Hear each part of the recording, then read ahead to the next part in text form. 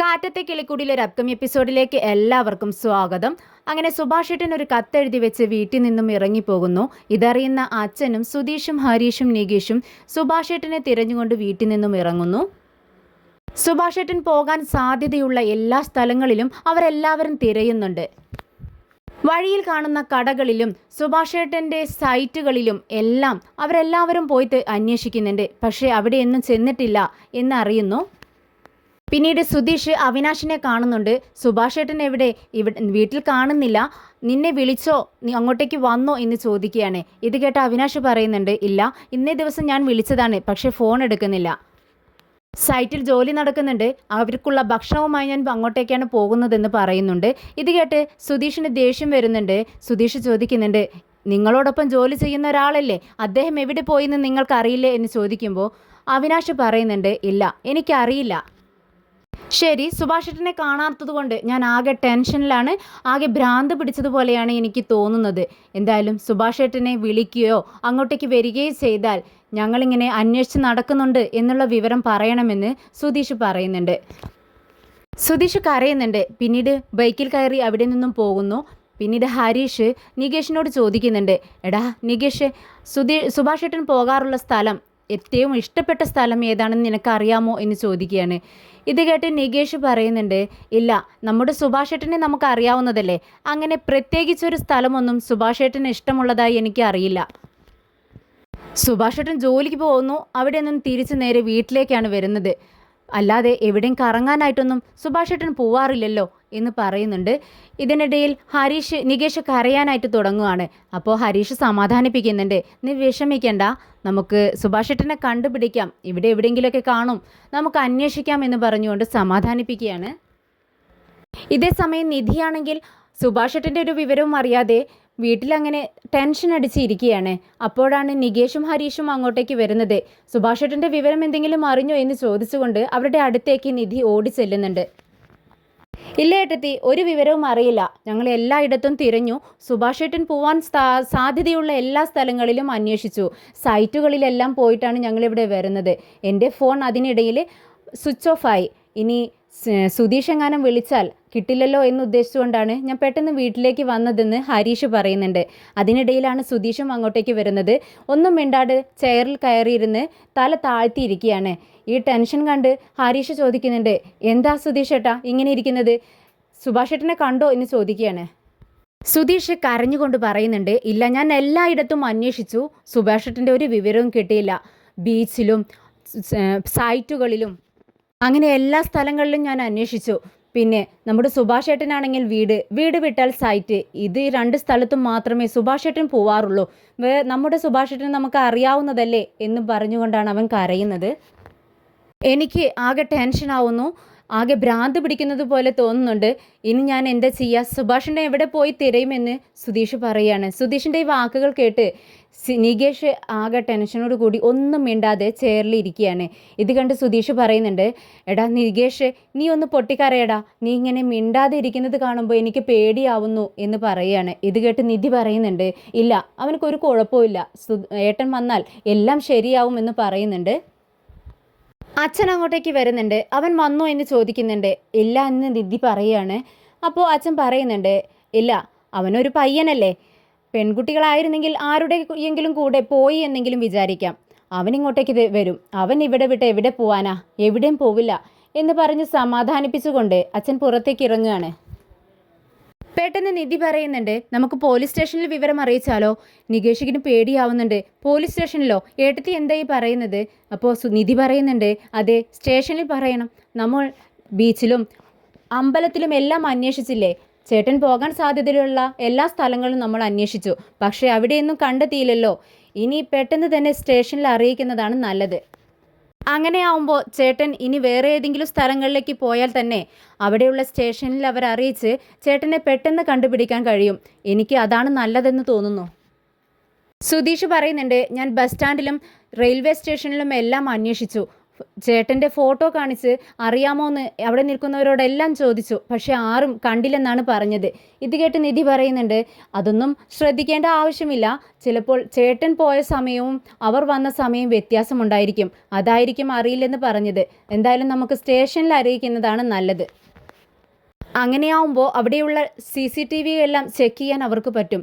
അതിനൊരു പെറ്റിഷൻ കൊടുത്താൽ മാത്രമേ സാധിക്കുകയുള്ളൂ. ഇത് കേട്ടതും നികേഷിന് ആകെ ടെൻഷൻ ആവുകയാണ്. അവൻ വിറയൽ വരുന്നുണ്ട്. ഇത് കേട്ടതും നികേഷിനാകെ ടെൻഷൻ ആവുന്നു. അവൻ വിറയൽ വരുന്നുണ്ട്. ഇത് കണ്ട് നികേഷ് എന്ന് വിളിച്ചുകൊണ്ട് ഹരീഷും സുധീഷും അവൻ്റെ അടുത്തേക്ക് ഓടി ചെല്ലുന്നുണ്ട്. നികേഷ് ചോദിക്കുന്നുണ്ട്, അല്ല അപ്പോൾ നമ്മുടെ ചേട്ടനെ ശരിക്കും കാണാതായിരിക്കുക തന്നെയാണോ? പോലീസ് സ്റ്റേഷനിൽ അറിയിക്കാൻ മാത്രമൊക്കെ പ്രശ്നമുണ്ടോ എന്നിങ്ങനെ അവൻ ആകെ അന്തം വിട്ടുകൊണ്ടാണ് ചോദിക്കുന്നത്. അവൻ്റെ ഈ ഒരു പതർച്ച കണ്ട് അവരെല്ലാവർക്കും പേടിയാവുകയാണ്. നിധി പെട്ടെന്ന് കിച്ചണിൽ ചെന്ന് ഒരു കപ്പ് വെള്ളം എടുത്തുകൊണ്ട് വരുന്നുണ്ട്. എന്നിട്ട് നികേഷിനോട് പറയുന്നുണ്ട്, ഇത് കുടിക്ക്, നീ സമാധാനമായിട്ട് ഇരിക്കെ, ഒന്നും സംഭവിക്കില്ല എന്ന് പറഞ്ഞുകൊണ്ട് അവനെ സമാധാനിപ്പിക്കുന്നുണ്ട്. ഇതിനിടയിൽ ഹരീഷ് പറയുന്നുണ്ട്, ഏട്ടത്തി നിങ്ങൾ ചെല്ല്, ഞാനിവരെ ശ്രദ്ധിച്ചോളാം. ഉടനെ തന്നെ നിധി റൂമിലേക്ക് പോകുന്നുണ്ട്. പെട്ടെന്ന് ബാഗും എടുത്ത് സുധീഷിനോട് പറയുന്നുണ്ട്, സുധീഷ് വാ, നമുക്ക് പോയി പെറ്റീഷൻ കൊടുത്തിട്ട് വരാം. നീ നന്നായി നികേഷിനെ ശ്രദ്ധിച്ചോളണമെന്ന് ഹരീഷിനോട് പറയുന്നുണ്ട്. ശരി ഏട്ടത്തി, നിങ്ങൾ പോയിട്ട് വാ എന്ന് പറയുവാണ്. അവർ രണ്ടുപേരും പെട്ടെന്ന് തന്നെ പുറത്തേക്ക് ഇറങ്ങുന്നുണ്ട്. അങ്ങനെ നിധിയും സുധീഷും ഒരു ഓട്ടോ വിളിച്ച് സ്റ്റേഷനിലെത്തുന്നുണ്ട്. അവിടെ എത്തിയതും സുധീഷിനാകെ ഒരു ടെൻഷൻ വരികയാണ്. ഇത് കണ്ട് നിധി പറയുന്നുണ്ട്, എന്തിനാ ഇങ്ങനെ ടെൻഷൻ ആവുന്നത്? സമാധാനമായിട്ടിരിക്കുക, നമുക്ക് പെട്ടെന്ന് അകത്തേക്ക് ചെല്ലാമെന്ന് പറയുമ്പോൾ സുധീഷ് പറയുന്നുണ്ട്, ഇങ്ങനെയൊരു പ്രശ്നവുമായി പോലീസ് സ്റ്റേഷനിലേക്ക് വരണമെന്ന് ഞാൻ സ്വപ്നത്തിൽ പോലും ചിന്തിച്ചിട്ടില്ല നിധി എന്ന് പറഞ്ഞുകൊണ്ട് അവൻ കരയുന്നുണ്ട്. അവൻ്റെ കണ്ണുനീർ അവൻ തുടയ്ക്കുകയാണ്. വാ, സമാധാനമായിട്ടിരിക്കെ എന്ന് പറഞ്ഞുകൊണ്ട് നിധിയെ സുധീഷിനെ വിളിച്ചുകൊണ്ട് അകത്തേക്ക് ചെല്ലുവാണ്. അങ്ങനെ നിധിയും സുധീഷും സ്റ്റേഷനിലേക്ക് കയറി ചെല്ലുവാണ്. അവരെ കണ്ടതും SI അവരോട് ഇരിക്കാൻ പറയുകയാണ്. എന്താ കാര്യമെന്ന് ചോദിക്കുന്നുണ്ട്. ഇത് കേട്ട് നിധി പറയുന്നുണ്ട്, എൻ്റെ പേര് നിധി, എൻ്റെ ഭർത്താവാണ് ഇത്, ഇവരുടെ പേര് സുധീഷ്, ഞങ്ങളുടെ ചേട്ടനെ കാണാനില്ല എന്ന് പറയുവാണ്. ഇത് കേട്ട് അദ്ദേഹം ചോദിക്കുന്നുണ്ട്, അല്ല നിങ്ങളുടെ ചേട്ടൻ എന്ന് പറയുമ്പോൾ ചേട്ടൻ നിങ്ങളുടേതാണോ അതോ ഇവരുടേതാണോ എന്ന് ചോദിക്കുകയാണ്. ഉടനെ തന്നെ നിധി പറയുന്നുണ്ട്, എൻ്റെ ഭർത്താവിൻ്റെ ചേട്ടനെയാണ് കാണാതെ ആയിരിക്കുന്നത്. ഇന്നലെ രാത്രി മുതൽ കാണാനില്ല, ഇവിടെ പോയി എന്ന് അറിയില്ല സാർ, കണ്ടുപിടിച്ച് തരണമെന്ന് പറയുന്നുണ്ട്. വീട്ടിൽ എന്തെങ്കിലും പ്രശ്നമുണ്ടായോ എന്ന് അദ്ദേഹം ചോദിക്കുകയാണ്. ഉടനെ തന്നെ നിധി പറയുന്നുണ്ട്, സാർ അദ്ദേഹത്തിന് വിവാഹം ആലോചിച്ചുകൊണ്ടിരിക്കുകയാണ്. അതിൻ്റെ ഭാഗമായി ഒരു പെൺകീട്ടുകാർ വീട്ടിൽ വന്നിട്ടുണ്ടായിരുന്നു. ഒരു ജ്യോത്സ്യനുമുണ്ടായിരുന്നു.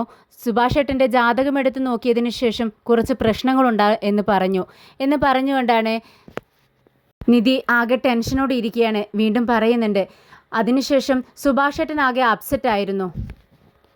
ഒരു കത്തെഴുതി വെച്ചിട്ടാണ് അദ്ദേഹം പോയിരിക്കുന്നത് എന്ന് പറഞ്ഞുകൊണ്ട് തൻ്റെ കയ്യിലുണ്ടായിരുന്ന കത്ത് ഇൻസ്പെക്ടറെ കാണിക്കുന്നുണ്ട്. അദ്ദേഹം ആ ലെറ്റർ വായിച്ചുകൊണ്ടിരിക്കുകയാണ്. എന്നാൽ ഒരു കോൺസ്റ്റബിൾ ഇവരെ തന്നെ ശ്രദ്ധിച്ചുകൊണ്ട് നിൽക്കുന്നുണ്ട്. പെട്ടെന്ന് അദ്ദേഹം അങ്ങോട്ടേക്ക് വരുവാണ്. എന്നിട്ട് പറയുന്നുണ്ട്, സാറിന് ഇവരെ മനസ്സിലായില്ലേ? അന്ന് 4 പേർ ചേർന്ന് ഒരു പയ്യനെ ഇട്ട് അടിച്ച കേസുണ്ടായിരുന്നില്ലേ? അതിൽപ്പെട്ട ആളാണിവൻ. സാർ, ഇവരുടെ കുടുംബത്തിൻ്റെ രാശി തന്നെ ഒരു പെൺകുട്ടികൾ വാഴില്ല എന്നാണ്.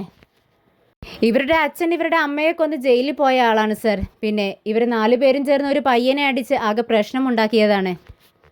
ഇതെല്ലാം പതിവുള്ളതാണ് സാർ എന്ന് പറയുമ്പോൾ നിധി പറയുന്നുണ്ട്, സാർ എന്തിനാണ് ഞങ്ങളുടെ കുടുംബത്തിനെ പറ്റി ഇത്ര മോശമായി സംസാരിക്കുന്നത്? അതും ഞങ്ങളുടെ മുന്നിൽ വെച്ച്. ഞങ്ങളൊരു പെറ്റീഷൻ തരാൻ വേണ്ടിയാണ് ഇവിടെ വന്നത്. ഇത് കേട്ട് അദ്ദേഹം കോൺസ്റ്റബിളിനോട് മിണ്ടാതിരിക്കാൻ പറയുവാണ്. അങ്ങനെ നിധി വീണ്ടും പറയുന്നുണ്ട്, സാർ അന്ന് അവിടെ വന്ന ആ ജ്യോത്സ്യൻ സുഭാഷ് ഏട്ടൻ്റെ ജാതകം നോക്കി വീട്ടിലുള്ള അനിയന്മാരുടെ ആരുടെയും തന്നെ വിവാഹം നടക്കില്ലെന്നും അദ്ദേഹത്തിൻ്റെ ജാതകത്തിൽ ഒരുപാട് ദോഷങ്ങളുണ്ടെന്നും പറഞ്ഞു. അത് കേട്ട് സുഭാഷ് ഏട്ടൻ ആകെ അപ്സെറ്റായിരുന്നു. അതിനുശേഷം ഉറങ്ങാൻ കിടന്നു. പിന്നീടാണ് കാണാതായതെന്ന് പറയുന്നുണ്ട്. അപ്പോൾ പോലീസുകാരൻ ചോദിക്കുന്നുണ്ട്, അല്ല അദ്ദേഹത്തിൻ്റെ ഫോട്ടോ ഉണ്ടോ എന്ന് ചോദിക്കുമ്പോൾ ഉണ്ടെന്ന് പറഞ്ഞ് തൻ്റെ ബാഗിൽ നിന്നും സുഭാഷ് ഏട്ടൻ്റെ ഒരു ഫോട്ടോ എടുത്ത് അദ്ദേഹത്തിന് കാണിച്ചു കൊടുക്കുകയാണ്. ഇദ്ദേഹത്തിന് എത്ര വയസ്സുണ്ടെന്ന് ചോദിക്കുമ്പോൾ നിധി പറയുന്നുണ്ട് 31 വയസ്സ്. അങ്ങനെ ആ ഫോട്ടോ കോൺസ്റ്റബിളിൻ്റെ അടുത്ത് പോലീസുകാരൻ കൊടുക്കുന്നുണ്ട്. ഈ ഫോട്ടോ പെട്ടെന്ന് തന്നെ എല്ലാ സ്റ്റേഷനിലേക്കും അയക്കണം, പെട്ടെന്ന് തന്നെ അന്വേഷണം തുടങ്ങണമെന്ന് പറയുന്നുണ്ട്.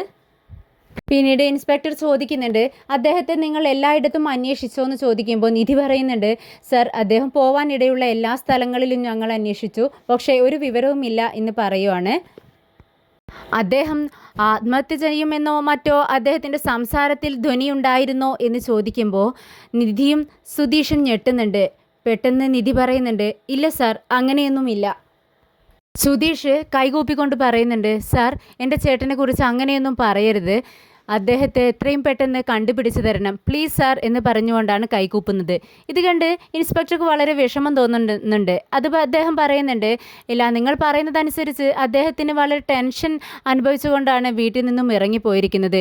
താൻ കാരണമാണ് തൻ്റെ കുടുംബത്തിന് ഇത്രയും പ്രശ്നങ്ങൾ ഉണ്ടാവുന്നതെന്ന് അദ്ദേഹത്തിന് മനസ്സിലാവുകയും അതിൻ്റെ പ്രകാരമായിരിക്കും വീട്ടിൽ നിന്നും പോയത്. അതുകൊണ്ടാണ് ഞാൻ അങ്ങനെ ഒരു സാധ്യത പറഞ്ഞതെന്ന് അവർ പറയുന്നുണ്ട്. ഈ അടുത്തായി സ്റ്റേഷനിൽ ഇതുപോലൊരു കേസ് വന്നിട്ടുണ്ടായിരുന്നു. ഒരാളെ കാണാതായി. ഞങ്ങൾ എല്ലായിടത്തും അന്വേഷിച്ചു.